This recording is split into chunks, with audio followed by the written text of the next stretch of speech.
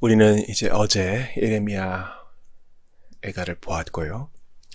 이제 이어지는 새벽에는 미가 말씀을 본 후에 또 하나님이 허락하시면 몇 개의 소선지서를 본 후에 신명기를 보도록 하겠습니다. 주중에 구약을 보고 또 주일에는 시편과 또 신약을 보는 제네바의 전통을 받아서 이것이 참으로 현대적인 목회에도 매우 유용하다라는 것을 적용하고 있습니다. 물론 필요하면 구약의 일부분을 주일에 다룰 수도 있을 것입니다. 주일에는 우리 세신자들도 오시고 또 세례를 준비하시는 분도 오시고 어린아이도 오기 때문에 가급적 신약과 시편을 또 내러티브를 본문으로 계속 하려고 하고 있습니다. 아무쪼록 주일에 설계되는 메시지가 교육적이고도 복음 전도적이 될 수 있도록 계속 기도해 주실 수 있기를 바랍니다. 이 주중에 새벽에 이 구약 본문을 받으시는 분은 이 말씀이 신약의 말씀과 일치되는 하나님 말씀이며 비록 희미하긴 하지만 주님의 분명한 계시이고 구속사적으로 우리에게 허락하시는 주님의 빛이라는 것을 기억하시고 이 말씀 역시 영감된 하나님의 정확무구한 말씀이요 우리에게 필요한 바로 그 말씀임을 기억하시기를 바랍니다. 미가 선지자는요 에레미야보다 전 사람이에요. 전 시대 사람입니다. 예수님 나시기 한 500년쯤에 500년경에 그러니까 주전 500년경이죠. 그때의 사람이고 미가는 주전 700년경 사람. 예수님 태어나시기 예수님 성육신하시기 700년 전쯤 사람입니다. 그때가 이제 언제냐? 이제 북이스라엘 멸망할 때쯤이에요.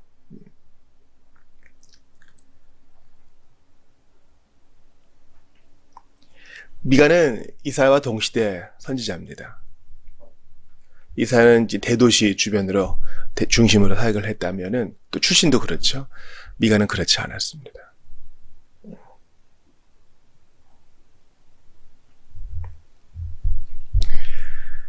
미가는 유다에 임할 하나님의 심판과 회복을 선포했지만 북이스라엘도 외면하지 않았습니다. 특별히 타락한 지도자들과 또 신의 많은 백성들이 그의 선지서 속에 주된 인물로 등장합니다. 역사적 사실이 본문 1절에 나오죠. 유다왕 요담과 아하스와 히스기야 시대에 바로 이사야가 활동하던 바로 그 시대입니다. 이때 미가는 예루살렘이 어떻게 될 것인지에 관한 예언을 하고 동시에 사마리아가 어떻게 될 것인지도 얘기합니다. 사마리아는 어디예요? 북이스라엘의 수도입니다. 예루살렘은 남유다의 수도죠. 하나였던 이스라엘이 남북으로 갈라졌습니다. 갈라졌어요. 솔로몬 이후로 르호보암 때부터 갈라졌어요. 그러나 하나님은 선지자를 부르셔서 북쪽에도 메시지를 전하시고 남쪽에도 메시지를 전해주십니다. 왜 그런 거 하니? 여기서 보면 요담, 아하스, 히스기야 시대라고 했는데 히스기야가 선왕이라고 하지만 남왕국도 남유다도 그렇게 신실하지 않았어요. 그러니까 왕권이 타락했죠. 타락했어요. 전제 군주 주변 나라들의 왕의 모습을 본받아가지고 하나님 원하시는 왕의 모습을 잃어버렸어요. 우리 대오리 문답 때도 참고선고로 보죠. 말씀을 늘 가까이 두고 그 말씀을 지켜 행하는 게 왕의 본분인데 그가 없어요. 또 제사도 타락했어요. 예배가 타락했습니다. 북이스라엘은 왕권도 정통이 없고 제사장직도 정통이 없죠. 근데 남유다도 마찬가지예요. 왕이 외국의 제단을 막 수입해다가 오고 외국의 신들을 막 수입해다 오니까 예배가 타락하고 제사장직이 타락하는 것은 또 당연한 일이겠죠. 이런 때에 하나님은요 왕권과 제사장직은 이제 혈통을 통해서 이어지는 거잖아요. 아론의 핏줄, 다윗의 핏줄. 주님은 왕권과 제사장직의 타락을 보시며 핏줄을 요구하지 않는 직분, 바로 선지자죠. 기름 부음을 받는 세 가지 직분 중에 선지자는 하나님이 그때그때 필요한 사람을 임명하시니까 가계와 핏줄의 영향을 받지 않아요. 그래서 성경에서 예수님 시대 외에 가장 많은 기적과 이적이 일어난 때가 바로 엘리야, 엘리사 때입니다. 북이스라엘이 타락한 때에 주님은 이 선지자를 통해서 왕과 제사장의 직무를 하셔요. 계속 유지해 나가시죠. 하나님은 타락한 남유다의 미가와 같은 선지자를 세우셔서 북쪽도 살리시고 남쪽도 살리려고 하셔요. 이게 선지자적인 임무, 이게 대단히 중요해요. 대단히 중요해요. 이거 예레미야 애가 때 본 거 아니에요? 선지자들이 타락했기 때문에 아주 직접적으로 이유를 말씀하세요. 선지자들이 타락했기 때문에 나라가 이 모양이 된 거다. 거짓 예언하고 하나님의 마지막 방법까지 백성들이 발로 걷어쳐버린 거예요. 그리스도의 삼종직 안에서 우리도 선지자거든요. 북쪽과 남쪽의 메시지를 전할 자 바로 우리 성도들입니다. 매이지 않고 자유롭게. 저는 알고 있어요. 하나님께서 오늘도 말씀을 통해서 사람들을 선지자로 부르신다는 사실을요. 그렇다고 뭐 나는 선지자입네 하고 나팔 불고 다닐 거 없어요. 선지자는 하나님 말씀을 받아 전하는 사람이에요. 하나님께서 여러분에게 선교 소명을 주셨다면 여러분 진지하게 고민하고 기도하고 복종하세요. 또 우리 많은 분들은 우리의 일터에서 우리의 삶의 자리에서 선지자의 직분을 감당하죠. 자녀들에게 말씀을 가르치고 동료들에게 전도하기 위해서 어찌됐건 기도하면서 애를 쓰고 이게 우리 선지자의 사명이에요. 또한 주님은요. 이 미가 선지자가 사마리아와 예루살렘에 대하여 예언한 것처럼 지금 미가는 몸은 지금 남쪽에 있지만 북쪽에도 예언을 한단 말이에요. 어떤 때는 우리에게 좀 온당치 않아 보이는 일을 요구하세요. 교역자인 저를 한번 생각해 보죠. 저는 일단은 지역교회에 속해 있어요. 이 송파구 문정동에 속한 자비교회 목회자예요, 저는. 자비교회 성도들이 저의 목양의 대상이에요. 하나님이 맡겨주신 약물이라고요. 그런데 그 바운더리를 주님이 넘어가게 하세요. 예를 들어 AA 우리 멤버들, 선생님들도요. 저희 사역의 대상 중 하나예요. AA는 종교와 상관없어요. 또 교회의 공식적인 입장은 모임 장소를 제공하는 것일 뿐 그 이상도 그 이하도 아니에요. 그러나 상담을 요구하시는 분들이 있어요. 이번 주일 저녁 모임에도 똑똑똑 하시더니 안수기도를 해달라고. 그 사역이 일어나는 거고 또 주중에 방문하게 되는 것이고 계속 기도하게 되는 것입니다. 이건 제가 원했던 것은 아닙니다. 그러나 하나님이 길을 열어주시면 순종해야죠. 이게 주 안에서 선지자된 우리의 임무입니다. 제가 종종 설교에서도 예화를 들죠. 자, 여러분 혼자입니다. 혼자예요. 여러분이 병원에 입원해 있어요. 어떤 사람이 죽음을 앞두고 있어요. 기도를 부탁해요. 영적 도움을 부탁해요. 누가 하겠어요? 여러분들이 해야 돼요.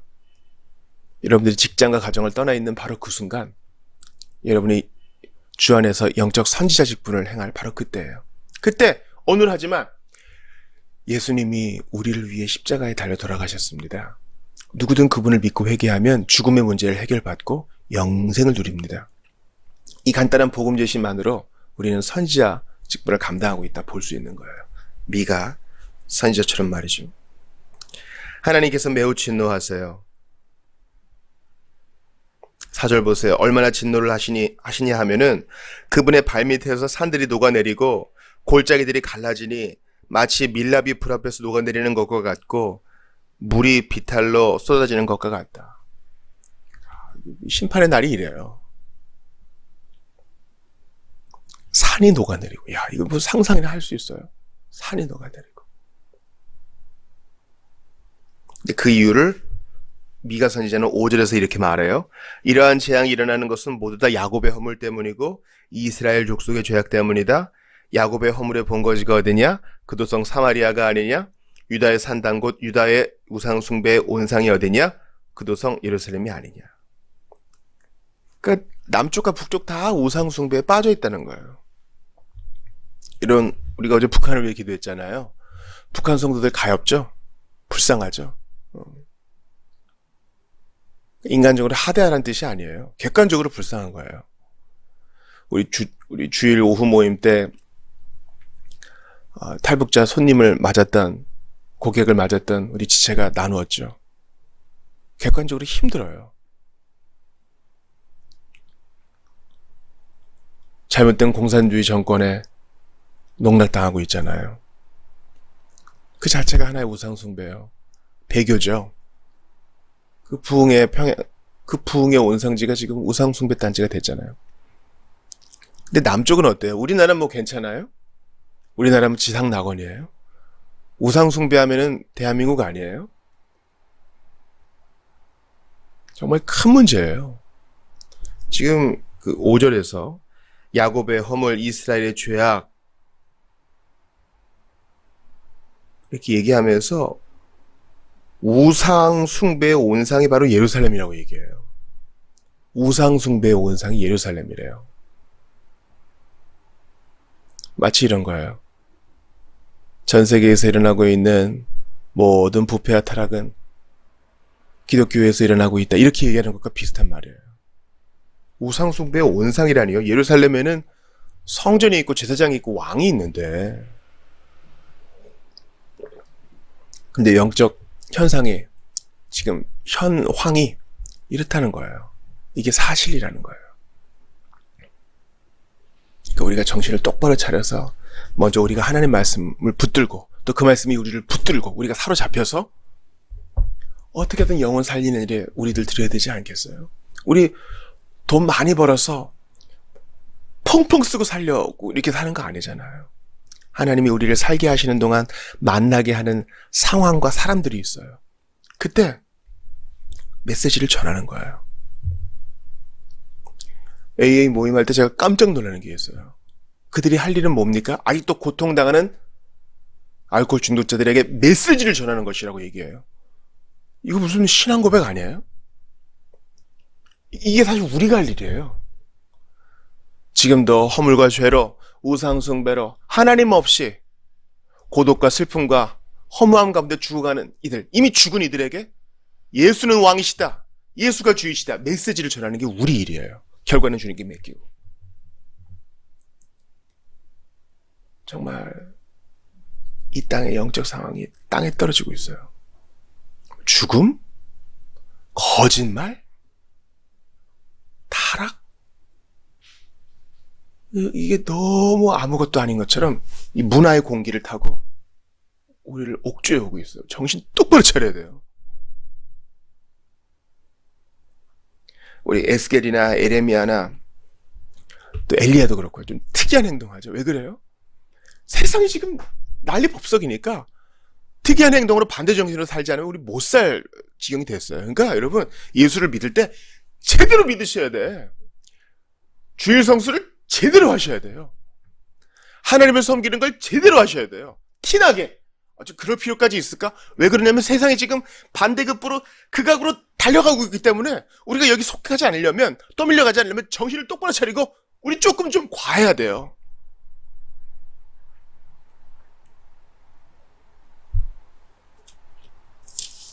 미가 선지자의 메시지를 1장을 보면서 우리 정말 정신을 똑바로 차리게 됩니다. 잿더미 위에서 뒹굴며 통곡하라. 심판의 날이 오기 전 우리에게 기회가 있을 때에 부지런히 예수 복음 붙들고 십자가에 달리신 예수 그리스도를 마음에 새기고 부활하신 그분의 승리가 날개 힘을 얻고 더 얻으며 앞으로만 전진하고 뒤로 물러나지 않는 여러분 다 되시기를 주의 이름으로 축원합니다.